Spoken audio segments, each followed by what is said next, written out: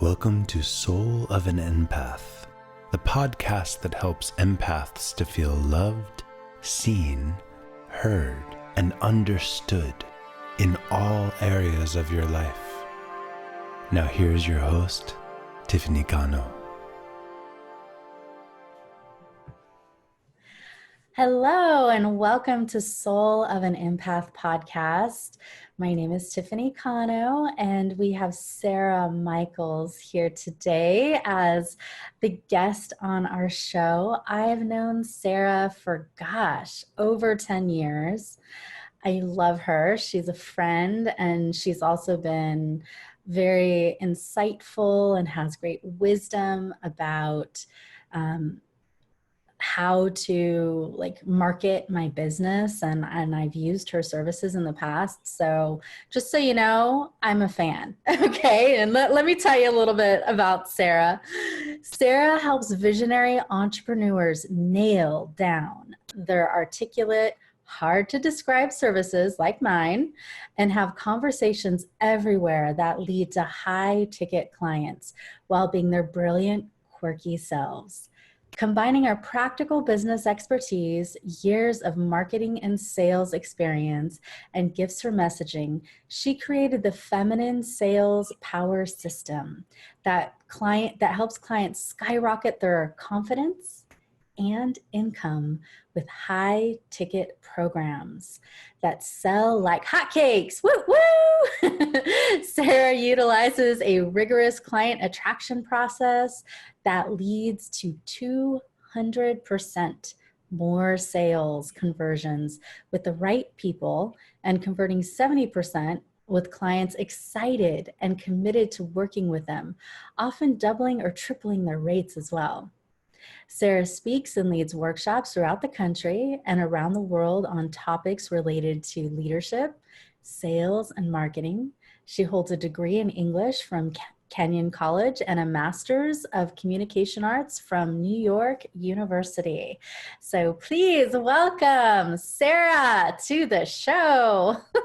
Yo, thank you, Tiff. I'm so excited to be here.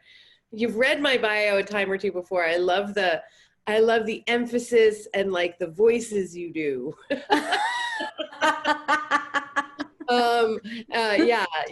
It's really great. Thank you.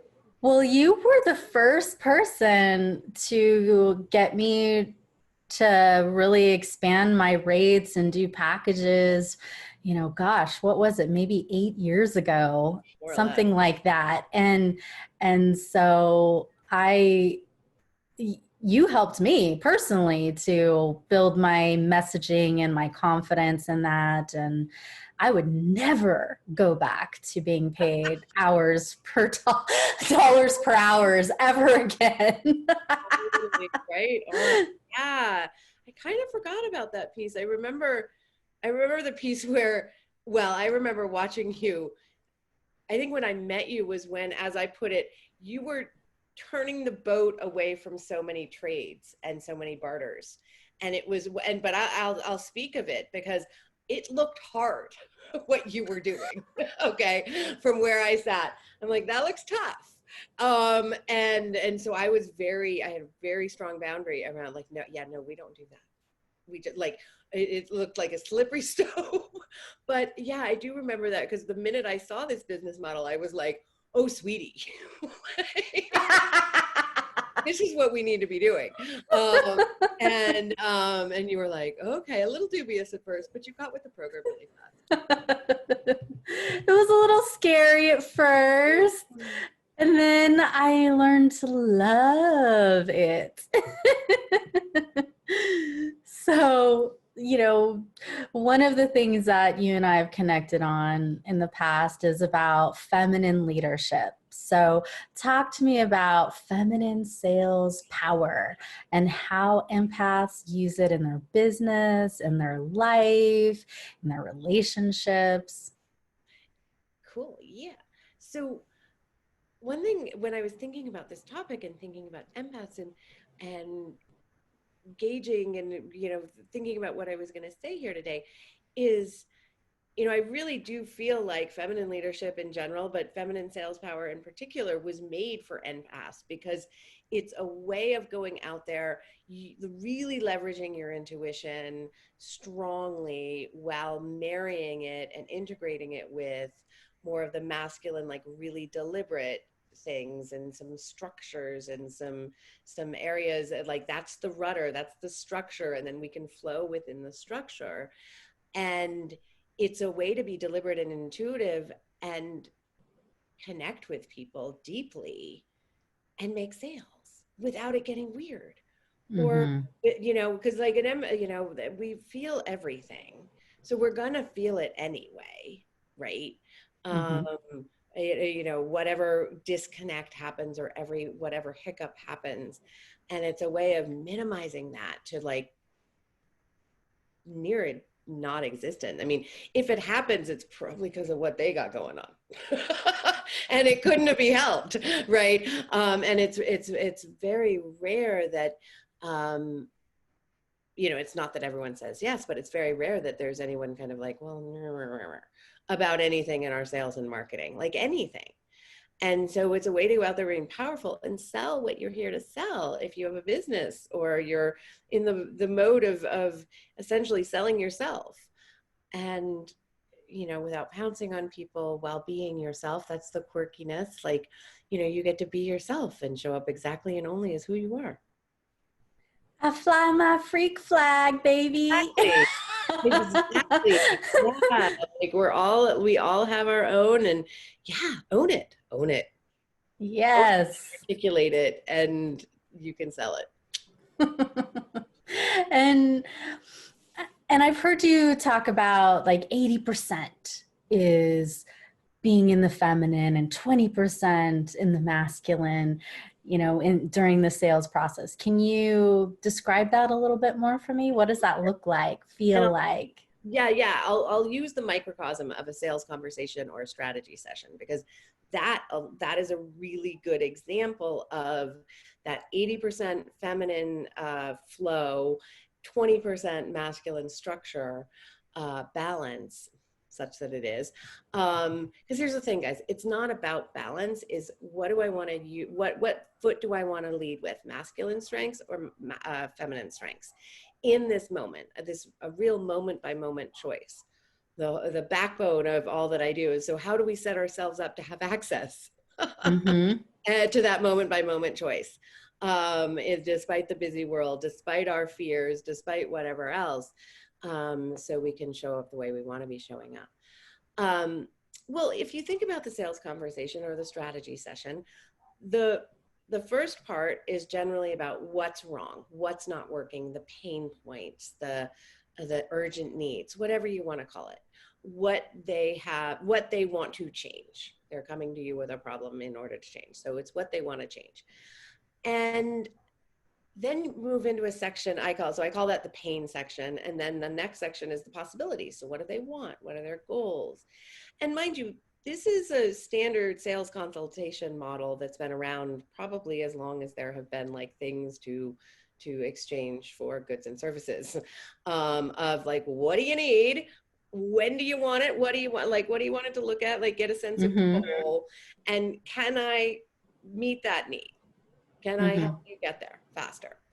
And so the pain and the possibility. Both of those sections are very, very feminine. They're exploratory. They're relatively meandering. I mean, you're going to hear stories. You're going to hear this. You're going to hear that. Punctuated by these questions. That's part of the 20%. You're asking these deliberate questions that have strategy behind them, that are ideally, in my world, customized to you. And that's what I have clients with, and make sure they're customized to you. So it's all this exploration. And then the possibility section, that is literally about possibility, which is a very feminine thing, right? A very feminine thing. And through those questions where you take them a little bit into the pain, that creates tension, which is actually like the feminine side of pressure, essentially. So that tension is also something that helps you sell. or helps you enroll, to use that word in case we have some folks who are a little nervous just by the word sale or sell, because that happens. Mm-hmm. And it's why I speak of, I should say, it's why I speak of it so specifically and bluntly. I think there's more power in us getting used to the word than us using a different word to stay away from the word that triggers us. You'll have so much more power. It's like Voldemort. Remember in Harry Potter? No, I tell this like when I do my talk with slides, I have a slide on like Harry and Dumbledore, because Dumbledore says to Harry, like, stop calling him he who shall not be named. You're giving him more power. It's the same exact way I feel about not using sales, using inspired or sharing or, yeah, no. So it's about possibility, and the tension then builds, which is more feminine, through these deliberate questions, which are more masculine. Then there is like maybe 5 to 10 minutes at the end, if it's a fit, if you can help them solve their problem, where you make an offer, which is a pretty high masculine place to be, that offer. But it's like 5 or 10 minutes of an hour-long conversation for a high ticket package. 80-20, 80-20. And it shows up too in the marketing, where, you know, most of it's just about, what do you want? Where are you going? Mm-hmm. Where are you? Here's an ask. Mm-hmm. And something I just want to ask you if you find that this is valuable too. When I think about a sales or enrollment conversation, even though the sales part is usually at the end, for me, it's like I'm embodying the enrollment the entire time. Yeah. And do you feel like that? That's like I feel in the feminine flow as I'm doing it too. Well, you would, because you're comfortable with the process, so that helps. But you trust your structure. Mm-hmm. The questions you know learn to ask, and I'm sure you have on a piece of paper or somewhere too. You know, you might not refer to the paper all the time. It's because you've internalized that. More to the point, you know what your goals are in that conversation. So then you really can let the intuition flow, because you don't even have to be worried about what pre-thought out question, because you just know you're going to come up with the right question in the moment based on what they just said. And that's really like the sweet spot. And then when it just becomes about refinement and getting better. Nice. Yeah. That's it. And so the opposite of like spirituality and intuition are our instincts, right? I mean, in terms of chakras, like we use our upper chakras for intuition and our lower chakras more for like the survival stuff. Yeah. So how do the feminine survival instincts get in the way of our truly being powerful in sales and pretty much all of our money conversations? Or life. Really, I mean, so, well, as you know, Tiffany and I met learning about masculine and feminine survival instincts, and the feminine survival instinct is to stay connected, really to stay connected at all costs. That is the goal. That is safety, staying connected. It's a little reductive, but that's really all you need to know to get what I'm about to say, which is that drive to stay connected, right? That drive to stay connected and avoid disconnecting means that everything we're doing in marketing and sales in our business, to our survival selves, to the lizard brain way back here, scanning for danger and new things that we don't have any evidence about yet, will tell us that marketing and sales is dangerous if we're gonna disconnect, and that survival instinct self leads it down a neural pathway in our head to, and then we're gonna die. So even if that's not conscious, y'all, and it's probably not, okay, what you know is that you don't want to do it. You resist it. You hang back from it. You do it. Maybe you have a suspicion you're doing it in a little bit of a funny energy. Either it's meek, and just a little too light, not enough oomph, not enough confidence, or it's what I call approving energy, which is an overcompensating for not having enough confidence. But no, I've seen this gal. She's out there. She does her videos like practically like this. And it's just so much proving energy, and nobody's ever going to buy from her.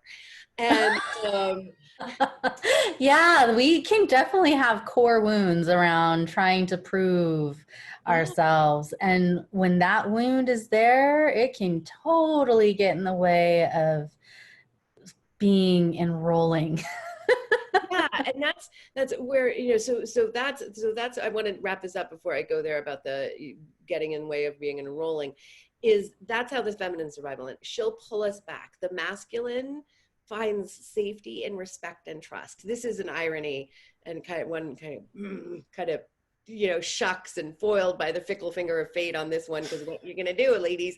But the masculine respect and trust pushes them towards their fear, because on the other side of the thing they're afraid of is respect and trust. Our survival instinct to stay connected pulls us away from the thing we're afraid of. So that just means we have to self-generate the oomph to, you know, be aware of it, not let it hook us for too long, because it's going to hook a little, probably, especially new stuff and expanding. And then, you know, figure out how we're going to internally generate the oomph to do the thing we're afraid of, and create a safe container for ourselves to do so. Yeah. Nice. Thank you. You're welcome. And the thing about the proving energy that I wanted to dip back to about being enrolling, and who are you being and showing up, that comes to the aspect of feminine sales power of pulling instead of pushing in your marketing. And it has a lot to do with who you're being, and everything to do with what you're, like, the words you're using, because you can pull people and repel people from hello. Yep. Yeah, with our words, with our energy. Mm-hmm. And empaths are such feelers. We can pick up on any little inauthenticity or weirdness, and then it would be off-putting. Yep. So and we talk don't to want to me. do that to other people, though. Right. That's the fear, is we're going to, like, we got slimed by someone's sales approach. Yeah. And the last thing we want is to slime someone else. Mm-hmm. So it holds us back, and we're not being powerful. So how do we do that dance and kind of walk that line is where I come in and really show you exactly how to do that. Mm-hmm.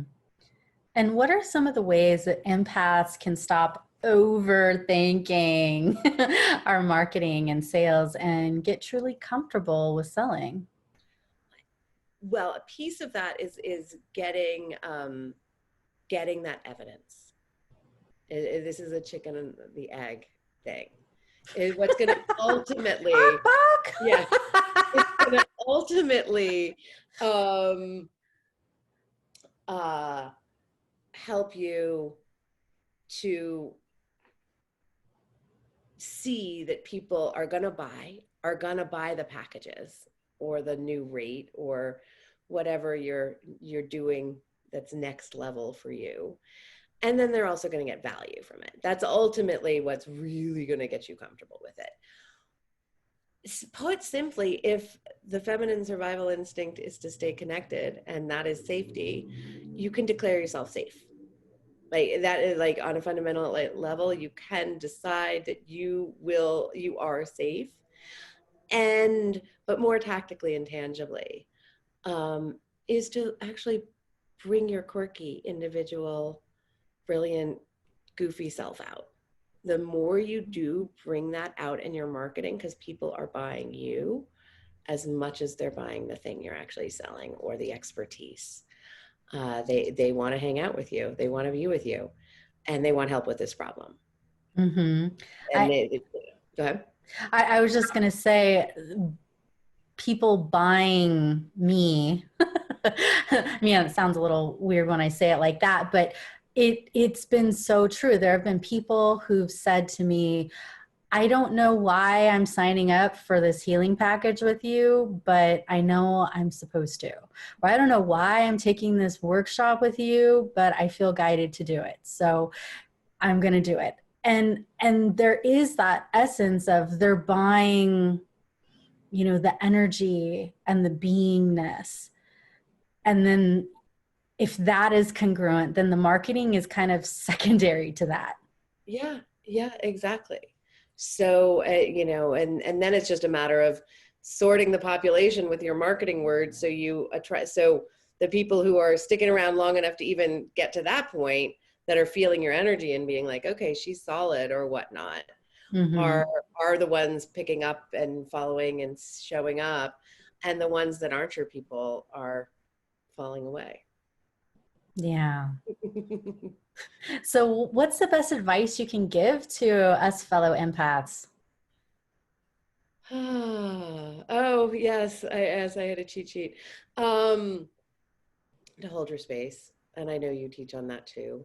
And you have a whole workshop holding your space and taking up space and being mindful of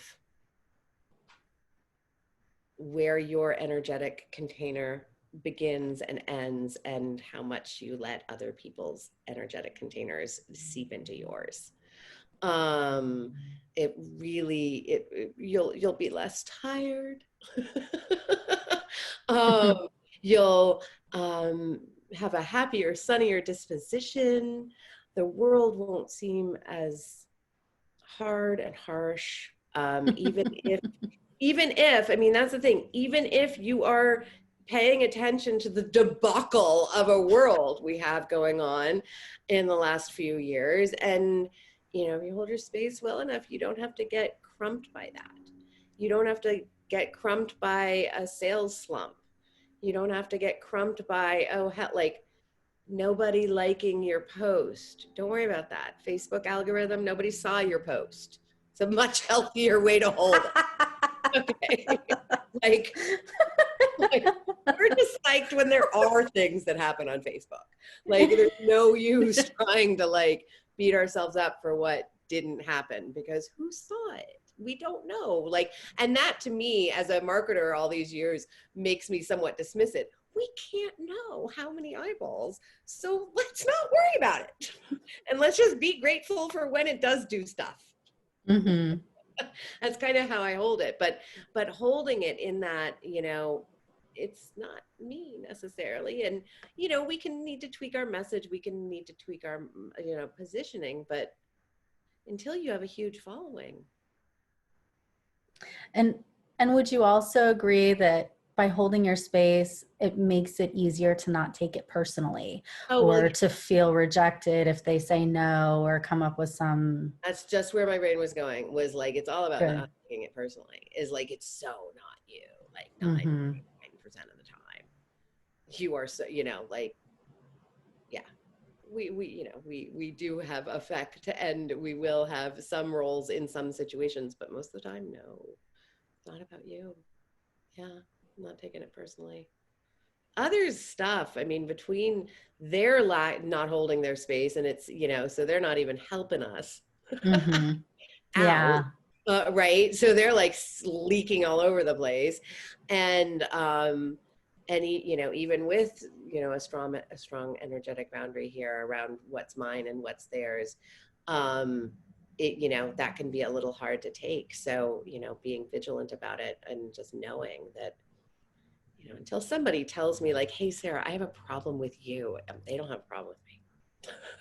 Like, I need, And even if they do, it's none of my business, right? well, Unless they need it cleaned up, like if they need right, it cleaned up, right. honored or whatever, right? But no, like, and that's been a little confusing for some of my, like, I hesitate to call them full partners, obviously. You know, partners used as just someone I'm interacting with over a long term, where we're Mm-hmm. have bumpity bumps. We're gonna, you know, we're humans are messy. We're gonna have some bumps. So maybe I shouldn't call them a full partner, but where, you know, I've realized that like that was the bug of it, was we were coming at it totally. Mm-hmm. I've always known that if ever you and I did have something funky, we could always clean it up. and I don't think we've ever had anything weird in our, Big. 10 years or so. I remember. But I know with full trust that if we did, we would be two grown-ups in the conversation, coming from a space of love and intuition and wanting to help and heal and clean it up and, make things right. The best shape possible, I will add. Yeah. I had a couple like cleanup calls, had to learn that like not always the same definition. What that looks like. Yeah. So I like start qualifying that, but we're like, I left completely beat up, and I was like, there was no best shape possible, leaving each other in best shape possible. Yeah, it was just like it was almost like an airing of grievances was their definition. It was super fun. I think in terms of holding space and boundaries when it comes to cleanup conversations, depending on the person, I would probably want to set it up saying, to me, the goal of this cleanup conversation is for us to both feel better on the other side. Obviously share what may have hurt our feelings or disrespected each other, and to come from a space of what if, we were just like, it was unintentional. We were just doing the best we could. And I think that that's almost needed these days for those cleanup conversations. I started, yeah. Because I didn't before, but I saw very clearly, and I hadn't really needed to, but it was about 2 years ago, and I was like, oh, never again. I had one not that long ago, and I set that up tight. I was like, even ahead of time, I'm like, I'd be willing to have, a cleanup conversation, and I would need you to be willing to essentially take responsibility, or, like I got clear about what I was going to need once. Yeah. Yeah, I think that's so important as empaths to get really clear on what we need, ask for what we need, honor what we need. And as we honor that, other people will as well. Totally. Yeah. I agree with you. Well, thank you so much, Sarah. And if people want to work with you, can you give us the best way to do so? I know that you had mentioned that you had 1 or 2 gifts, and heck, there's no scarcity here. So if you want to give them 2, you can. I bestow with my magic wand that you may give 2. I love it. So y'all are getting like the full Sarah and Tiffany, y'all. So this is awesome. We used to teach together. Yeah. So we have a bit. We used to have the Ka-Ching Club. We had the Ka-Ching Club, but we taught all those topics together in person. And yeah. We've got some history, obviously. So gifts, because there's no scarcity.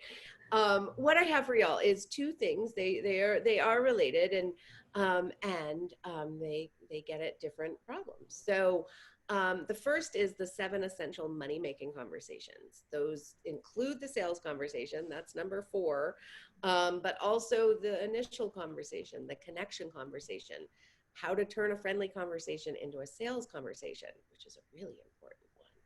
But then also I distinguish from the sales conversation, the offer conversation that comes right? The money conversation that also comes at the end. That's important. And then the follow-up conversations. And that will really help you see, what those conversations are. So, because I can't stress this enough, the superpower of knowing which conversation you're in. It was an event. Yes. So we know how to listen and how to process the data. And what our goals are, so we know what strategic questions to use as our rudder, so our intuition can flow in the moment and also not sneak up on them with thinking it's a sales call. So that's one, the 7 essential money-making conversation. And you're going to put the links in the show notes? Yes, I will. Okay, cool. So that's the 7 essential money-making conversation flowchart. And then second, I have for those times when we're nervous or we're doubtful or our survival self is kicking up about what we need to do or maybe what we just did. And also for the times when we might lose our way in terms of our big why and why we're here and why we're doing these crazy businesses and all this good stuff. And that is the Feminine Sales Power Manifesto. And that is a one-page, really pretty, it's actually right here, but I don't want to disrupt the flowers and grab it. Old, like that'll be all weird on camera, so we're not going to do that. But it's gold and it's really pretty, and you can print it out and put it up in your office or your bathroom or wherever you want it. And when you need a little extra courage or a little reminder of your work, because there's some of those things are very much Sarah and some of them are very much universal.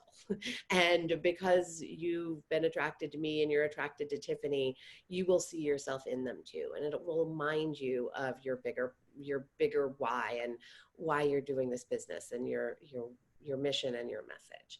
And it'll give you the confidence and the boost to pick up the phone or step out of the house or do the scary thing, have the scary conversation, have the cleanup conversation. Those aren't fun either. Our survival self doesn't love those. And that's the Feminine Sales Power Manifesto, and the link will be in the show notes too. Fantastic. Thanks so much, Sarah. And for all of our listeners out there, grab one or both of Sarah's free gifts. The link will be in our show notes. And thanks again, Sarah. I appreciate you being a guest on Soul of an Empath today. You're welcome. Thank you. It's been fun. Appreciate it. Thanks. Thank you for listening to Soul of an Empath with Tiffany Cano.